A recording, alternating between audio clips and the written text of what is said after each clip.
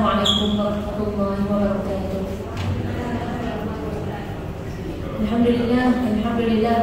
Alhamdulillahirabbil alamin wa bihi nasta'in wa afdhalus salatu wa atammu taslim ala sayyidina wa habibina wa syafi'ina wa nurina maulana Muhammad wa la ishrah li sadri wa yassir li amri wa hlul 'uqdatam min lisani yafqahu qawli amma ba'd. Alhamdulillah, sedap juga suara. Sedap. Mai ini sedap. Alhamdulillah. Hari ini dengan suasana kita yang berbeza, harapnya kita tengok sini dulu, nanti baru tengok belakang. Macam-macam tu dekat belakang. Alhamdulillah, kita bersyukur kepada Allah SWT. Hari ini dengan situasi yang berbeza daripada biasa, yang sebenarnya suasana ini menguji hadiran belakang. Okey, boleh. Inilah dia suasana yang menguji kita. Ini suasana yang menguji, mungkin kita belajar untuk bukan suasana yang salah, tapi kita, bagaimana kita belajar untuk sentiasa fokus kepada tugas kita di atas dunia. Jadi ini kan belajarnya, kita kata fokus kepada tugas kita tu, ini praktikalnya. Jadi macam mana praktikal kita nak fokus kepada apa yang perlu kita lakukan sekarang, maka kita fokus minda kita, fokus hati kita dengan apa yang perlu kita buat sekarang. Kalau saya sendiri secara pribadi, saya kuliah seluruh dunia online je kan. Jadi maksudnya tak kira masa tu tengah duduk kat airport ke, tengah duduk kat pernah dekat airport Madinah live juga kan. Bukan live saya saja, tak, memang ada kuliah tafsir kan. Memang ada jadual, ada dia ni lah, orang Malaysia ada kuliah dia. Nak duduk dekat, tengah duduk atas bukit ke, tengah duduk dalam kereta ke, itu belajar. Kita belajar untuk fokus walau di mana kita berada kan. Jadi yang ini kita punya praktikal bersama lah. Duduk kat kedai makan, ada bau sedap-sedap kan. Macam mana kita belajar fokus kan. Jadi maknanya bagaimana suasana tidak akan mempengaruhi kita. Itu yang nak belajar. Dan belajar ni memang paling bagus praktikal. Jadi praktikal terus macam mana kita akan setting minda kita supaya kita akan tetap dapat fokus dalam apa pun keadaan. InsyaAllah. Jadi kuliah kita 1 jam juga ke kat sini? 1 jam. Kuliahnya InsyaAllah lepas ni makan. Baik, kita tengok kita punya hikmah. Lama kita tak jumpa, sebulan lebih kan? Tahun lepas bulan lepas, awal bulan tahun bulan ni, bulan ni akhir bulan. Jadi nak dekat 2 bulan lah. Bulan 4. Saya catat dalam ni bulan 5 ni 10 Mei. Hari ni 29 Jun. Maknanya nak dekat sebulan lah, kita boleh minggu. Baik, kita tengok hikmah muka surat 38 dalam buku kita, hikmah yang ke-33. 23. Nanti syasyul dah awal-awal. 33 di kitab lain. Ada kitab lain yang terjadi nombor 33. Baik, di buku kita hikmah yang ke-23. Baik, tajuknya adalah dikabulkan permintaanmu oleh Allah bergantung penyerahan dirimu kepadanya. Baik, kita baca hikmah dia. Ma tawaffafa matlabun anta talibuhu bi rabbika wa la tayassara matlabun anta talibuhu bi nafsik.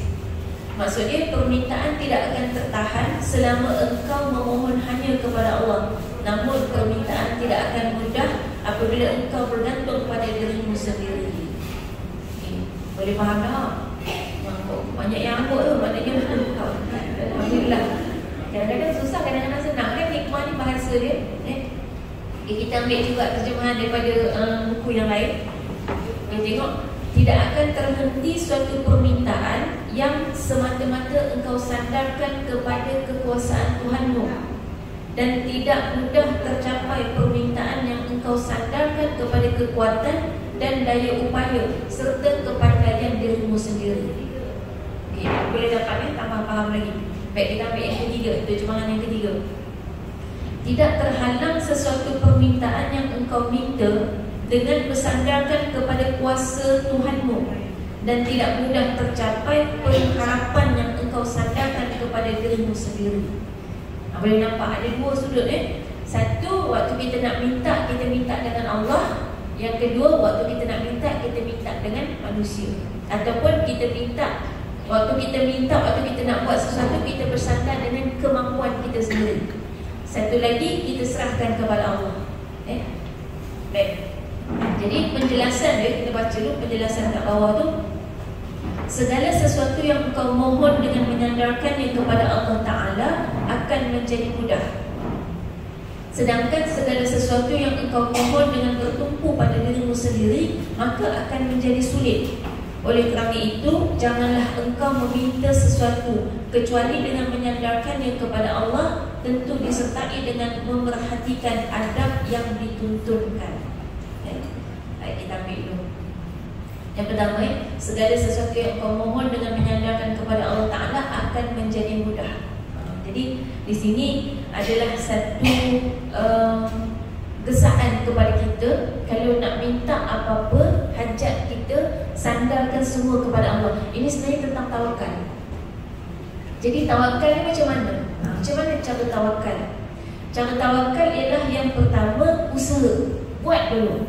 Buat dulu apa yang kita nak tu, kita buat dulu. Usaha habis-habisan, sehujung-hujung tenaga, sampai habis tenaga, sampai habis kemampuan, sampai habis keupayaan, sedaya mampu kita, semaksimum yang boleh. Lebih hayat tu. Apa lagi kan? Nak kata kan? Semualah hujung-hujung sampai ke hujung. Habis kita usaha, tetap jangan bersandar dengan kemampuan diri sendiri. Jadi jangan kata, oh saya dah belajar ni cara dia, jadi mesti cara ni memang bagus. Jadi saya dah pandai dah, saya dah ambil kursus semua, saya dah praktik dah, saya dah study tu semua-semua, memang saya boleh buat. Dan ini memang betul, memang confirm lah boleh buat sebab saya dah habis usaha. Tak boleh sampai situ.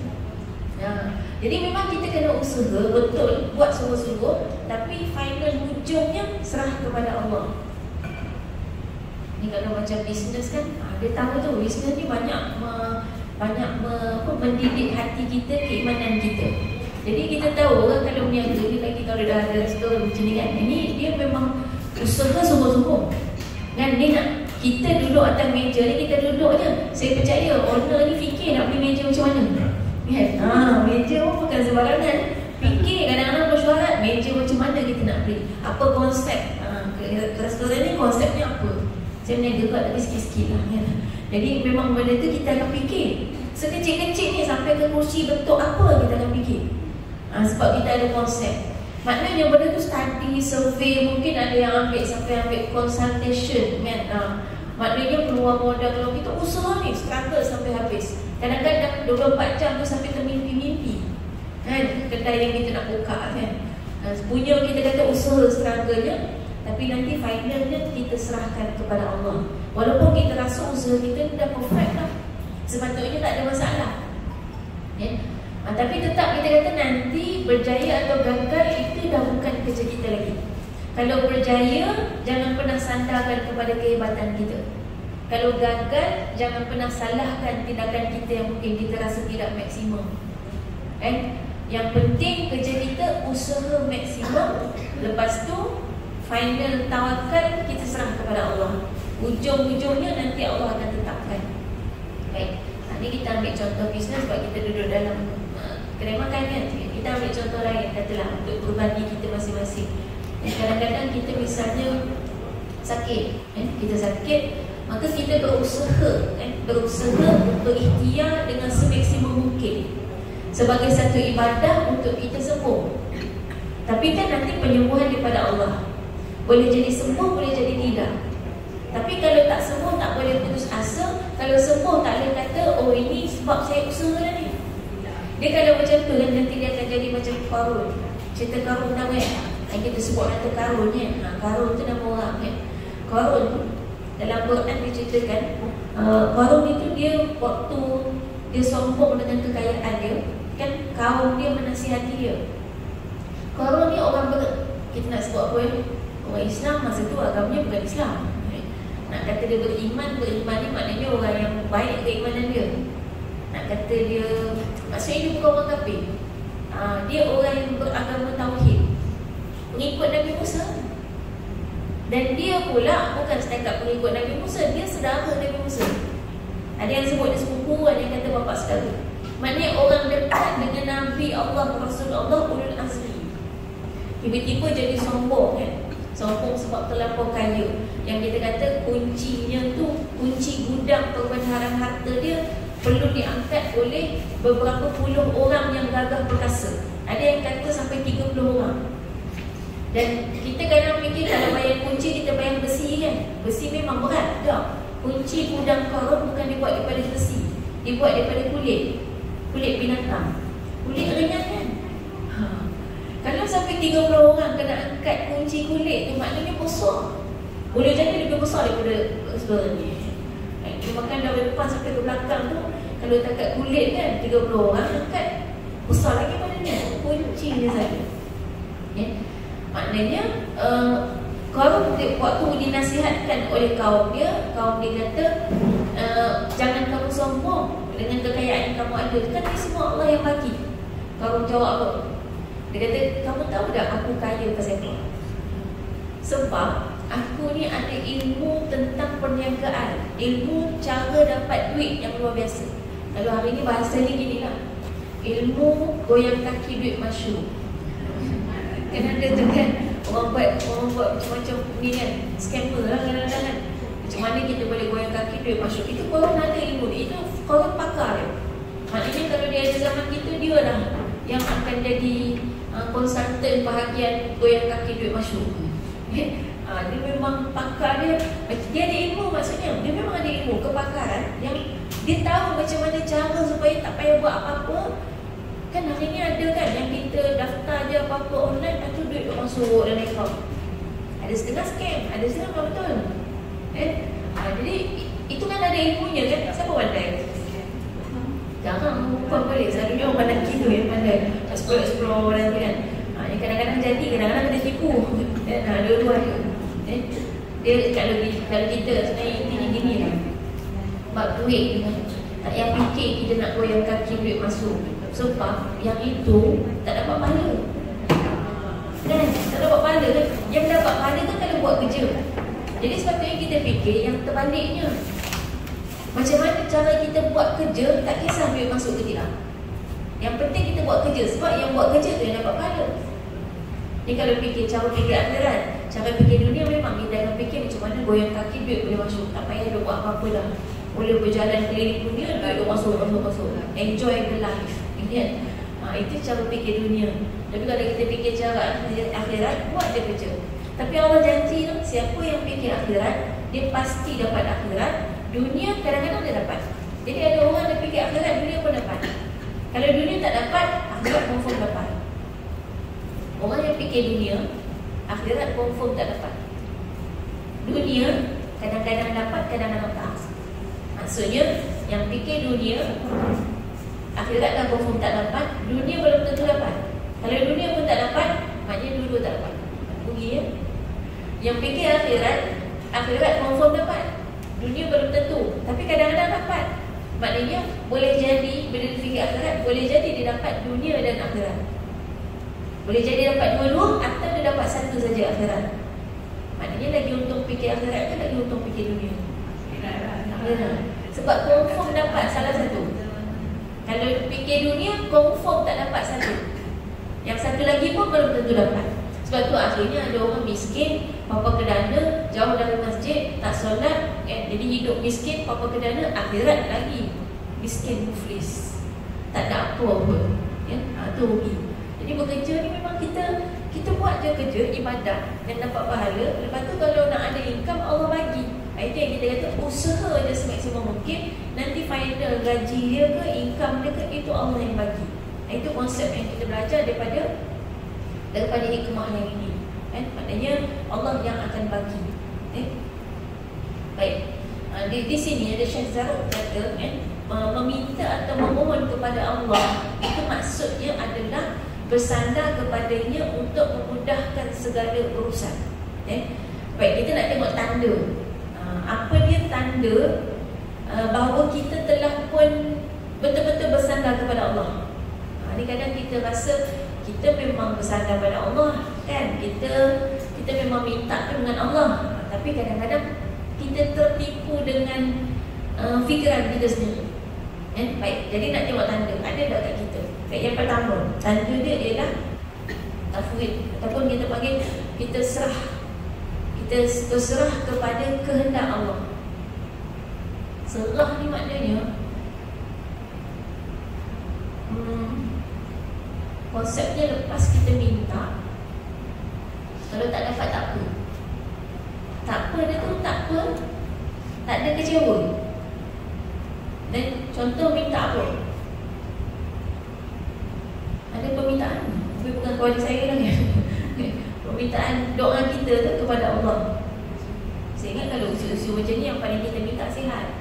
Masa sihat dulu, masa muda-muda dulu kan sihat kan, yang paling kita minta kaya. Biasanya manusia tu macam tu. Dan nikmat yang dia ada dia lupa kan? Sebab tu orang sihat dia jarang jaga kesihatan. Sebab dia tengah sihat. Bila dah sakit baru kita jaga kesihatan. Orang kaya dia tak minta kaya dah, sebab dia dah kaya. Nanti dia minta bahagia, sebab banyak orang kaya tak bahagia kan? Jadi kita tu selalu nak benda yang kita tak ada kan? Orang kaya tu kalau dah kaya sangat, dia hilang bahagia. Busy sangat kan?